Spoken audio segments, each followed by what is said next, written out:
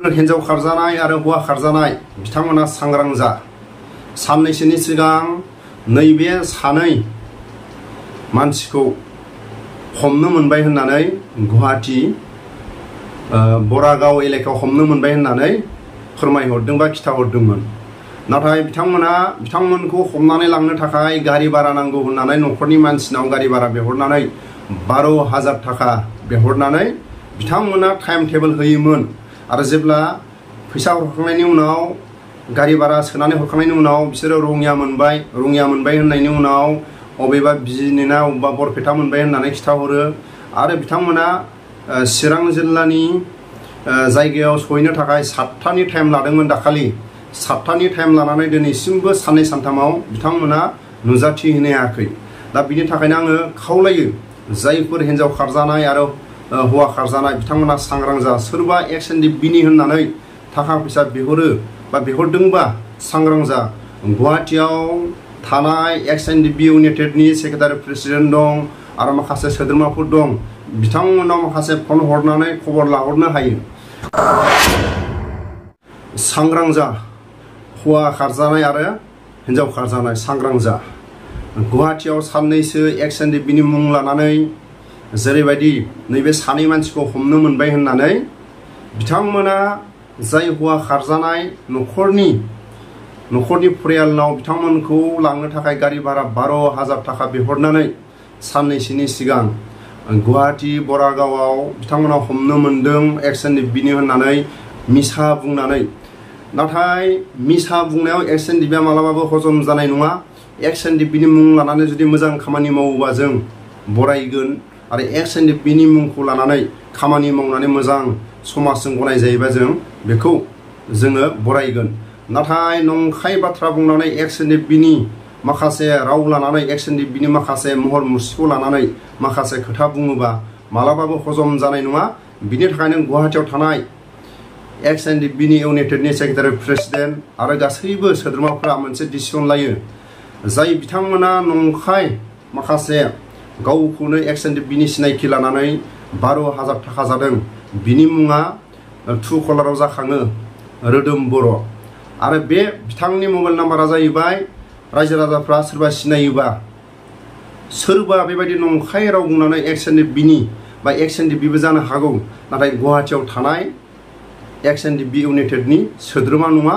आरो गुवाहाटीयाव थानाय XNDB-नि गासैबो बाय'डाटाखौ नागिरनानै माखासे उदिस लादोंमोन। नाथाय सोरबाफोर जुदि XNDB-नि मुं लानानै मोजां समाजनि खामानि मावोबा जोंहा बुंनांगौ जेबो गैया। नाथाय XNDB-नि नंखाय राव लानानै माखासे खोथा फोरमायनानै रायजोखौ थगायोबा जों हजम खालामनो हानाय नङा।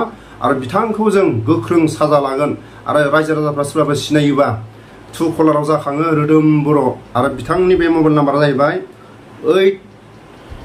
8453916963 8453916963। बे जाय थाखा नंखाय गावखौनो XNDB होननानै गुवाहाटीयाव थानाय बरागावनि XNDB होननानै आरो बिथाङा गावखौ सिनायथि होयो जाहैदों गावबो सोनाबनि बेंटल एलेकानि सारेन्डार होननानै बिथाङा गावखौ सिनायथि होनानै लादों होननानै जों खोनानो मोनो।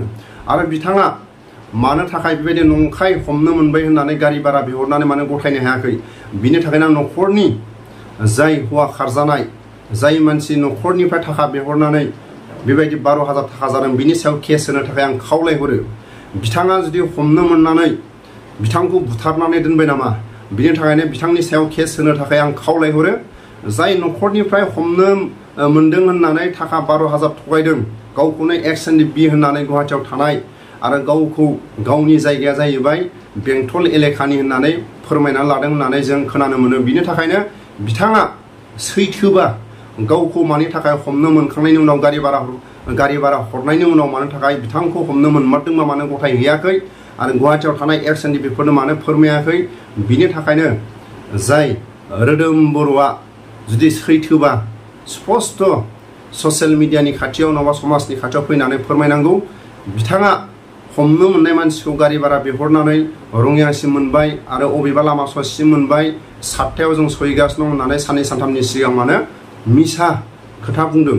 बिनि थाखायनो बिथाङा थाबैनो गाव रायजोनि खाथियाव थांनानै सिखार जानांगौ बा न'खरनि खाथियाव थांनानै सिखार जानांगौ XNDP-नि खाथियाव फैनानै सिखार जानांगौ मानो थाखाय नंखाय राव बुंदोंमोन जाहाथे बेबायदि आरो नेक्स्टआव दाजाथों बिनि थाखायनो आं खावलायो बयखौबो सोरबा हिन्जाव खारजानाय आरो हौवा खारजानाय जाहाथा सोरबा XNDP-नि मुं लानानै थाखा बिहरोबा सांग्रां जा सोर सैथो आरो हमनो मोनमारदोंबा मानो थाखाय गावनि हौवाखौ भिडिअ कलिं खालायनानै नाहराखै आरो फंसेबो मानो थाखाय रायलायहरनाय जायाखै बिनि थाखायनो जायफोर न'खरनि मानसियाबो सांग्रां जा मानो थाखाय ओरैनो थगायना जाजादों आरो XNDP-नि मुंखौ मानो फानदों बिनि थाखायनो जायफोर बे रोदोम बर'खौ सिनायोबा आरो आं खेबसे नाम्बारखौ बुंबावो बिथांनि नाम्बारा जाहैबाय 84539169 आरो 63 आरो बिथांमोना जिबायदि माखासे एकाउन्ट नाम्बाराव बिहरदों बे एकाउन्ट नाम्बारनि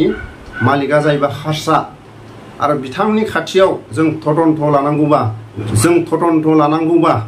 रोदोम बर' आरो बे जाय थाखा बिहरनाय माखासे एकाउन्ट नाम्बार बिथांमोनखौ गाव गावनो समाजनि खाथियाव फैनानै XNDP-नि खाथियाव फैनानै आरो जाय न'खरखौ थगायदों बिथांमोननि खाथियाव गावसोरखौनो निमाहा बियोबा जोङो बिनि सायाव माखासे निमाहा होगोन नाथाय XNDP-आ एक्सन लानांगौबा बिथांमोना बुजिसुयै माखासे पानिसखौ समाजनि गेजेराव होनो गोनां जागोन बेबायदिखौ XNDP-फ्रा मालाबाबो हजम खालामनो हानाय नङा आरो XNDP-फ्रा मालाबाबो बेबायदि मानसिखौ रायजोनि गेजेराव मालाबाबो निमाहा होनो हानाय नङा बिथाङा XNDP-नि माखासे पानिसखौ लानो गोनां जागोन मानो होनोबा गुवाहाटियाव थानाय XNDP-नि इउनाइटेडनि सोद्रोमा नङा आरो साफ्रोमबो बिथांनि नाम्बारखौ फन बुनानै नायदोंमोन बिथाङा फन हमा बिथांनि फन नाम्बारा दाबो रिङो नाथाय बिथाङा फनखौ हमा मानो थाखाय हमा बिनि थाखायनो बिथांखौ थाबैनो जुदि सोरबाखौ हमनो मोनोबा गुवाहाटियाव थानाय XNDP-फ्रा 5000 होनो थाखाय बे जाय मानसि रोदोम बर'खौ सोरबाफोर दिन्थिनो हायोबा आरो फुल एड्रेसखौ होनो हायोबा आरो बिथांखौ हमनो हायोबा 5000 थाखा होनाय जागोन आरो लोगोसे 5000जों लोगोसे बि राजाया बिक्तिगर बिथांखौ 5000 जाय हमनो हायो बेखौ होनाय जागोन 10000 बे रोदोम बर'खौ सोरबाखौ हमनानै दोनोबा आरो खिथाहरनो हायोबा फुल एड्रेस होनो हायोबा खेबसे आं नाम्बारखौ बुंबावो 8453916963 बे नाम्बारा थाखा थगायनानै जाग्रा XNDP होननानै गावखौनो गुवाहाटि बरागावआव थानानै बा बरागावआव हमनो मोनदों होननानै बे सानै मानसिखौ हमनो मोनबाय बिथांखौ न'सिम लांनांगौ होननानै 12000 थाखा जादों बिनि थाखायनो बिथाङा जुदि सैथो मानसिबा थाबैनो सारेन्डार जानांगौ XNDP-नि आखायाव नङाबा समाजनि खाथियाव सारेन्डार जानांगौ नङाबा बर' फरायसा आबसुनि अफिसफ्राव थांनानै सारेन्डार जानांगौ बेखौ आं खावलायहरो